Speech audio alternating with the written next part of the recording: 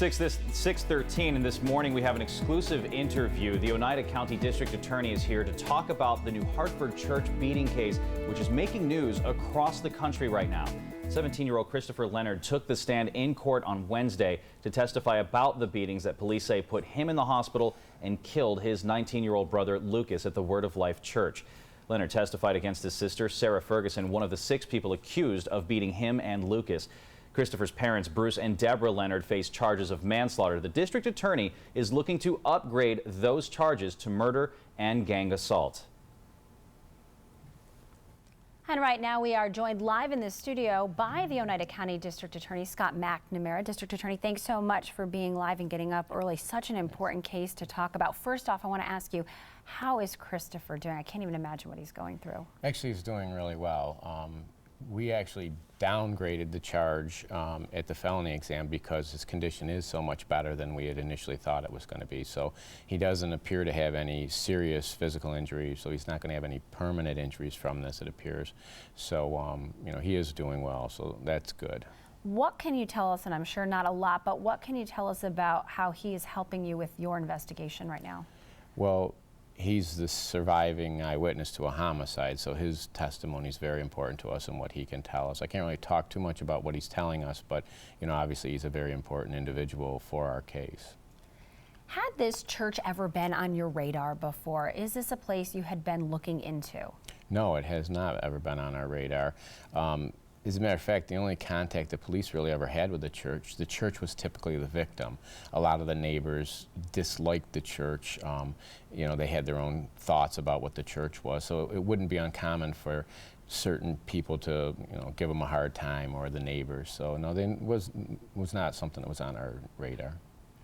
In terms of the homicide here, in terms of the death of Lucas Leonard, right now the charge is manslaughter. You are looking to possibly upgrade that. What would go into that? Can you talk about that? Sure, that's a great question. Initially, in our office, a lot of times what we'll do is we'll charge whatever we think is the easiest charge to prove at the hearing that we just had to have. And then when we go to the grand jury, we put in all the evidence that we have, and then we would ask the grand jury to consider other charges. And as I've said before, we're considering depraved indifference, murder, gang assault. There's a lot of other charges that we feel that, you know, would be appropriate to ask the grand jury to consider. And so that's what we'll be doing over the course of the next month. Some people have used the word cult here when talking about this church. Anything in terms of that with your investigation? Yeah, I'm trying to stay away from that. I mean, I understand why that has a lot of interest to people, but for our purpose, what we're really looking at is who's culpable for this. Now, you know, there's a lot of other people that we can look at, and that's what we're doing. And really, so what we look at is accomplice liability, and whether, you know, it's a cult or a church or whatever everybody else wants to call it, we're really just trying to concentrate on, you know, who's responsible for this, and ultimately bring those people to justice. Are you going to look at any other people, or just the 6 right now that are facing charges? No, we're looking at other people in addition to the 6, and you know, we'll put all of that information before the grand jury. We're going to keep you here because this is a case, obviously, that's getting a lot of attention both here in central New York and around the country. So stay with us. You can email us questions right now, tweet at us, put them on our Facebook page, because the district attorney is going to be back in a little bit, and we're going to ask you some more questions then. So thank you so much, and stay with us. We'll be right back. This morning we have an exclusive interview. The Oneida County District Attorney is here to talk about the new Hartford Church Beating Case, which is making headlines across the country. 17-year-old Christopher Leonard took the stand in court on Wednesday to testify about the beatings that police say put him in the hospital and killed his 19-year-old brother Lucas at the Word of Life Church. Leonard testified against his sister, Sarah Ferguson, one of the 6 people accused of beating him and Lucas. Christopher's parents, Bruce and Deborah Leonard, face charges of manslaughter. Right now, Lisa joins us with the district attorney. Lisa? Jeremy, thanks so much. This is District Attorney Scott McNamara. Thanks so much for getting up early and being here live in the studio. First, I want to ask you, how is Christopher doing right now? He's doing much better. He's doing really good. He's out of the hospital, and we anticipate he'll make a full recovery. Who's caring for him? He's in the care of the county, and I can't really say where he's at, but the county has taken him, and he's in a remote location, let's say. Okay. Where does your investigation go right now? Sure. What we're doing now is we've spent a lot of time trying to get anybody that was a member of the church, especially recently, to come forward.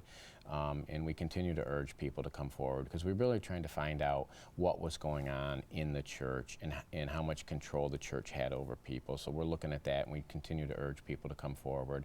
And we're just doing as much investigation into the incident we can and ultimately put all that case before the grand jury. He's 17 years old, young man. Why was this hearing public the other day? That's one of the things that kind of struck me. I was surprised that we were even allowed to go into the court and that he had to testify in front of all these people. Sure. We have those hearings a lot. A lot of times they don't get a lot of publicity. This one did. And what happens is when somebody's initially arrested, they're entitled to that hearing basically within 6 days of being arrested, just to prove to the court that there's sufficient evidence to keep the people in jail on the bail that was initially set on them. We're talking about the sister. Yes, the sister. And we had the hearing on the mother and the father. Okay. Can you talk about, you cover a lot of cases. This is something that's making news really across the country. What do you think it is about this case that's touching so many people? Well, obviously the whole issue with the church, that's got a lot of attention. I think the other issue that I think people are having a hard time, and what makes it interesting, is the allegation that the parents beat one of their children to death. So I think between the church and that, I think that's what's making most of the media attention. You're a parent. It must be so tough for you to be doing this case. It's tough. It's sad, you know. It's to see, you know, that kind of damage inflicted on somebody's child. Yeah. Well, Scott McNamara, thanks so much for joining us Thanks and for for all of having your hard work. Thank you. Jeremy, back to you.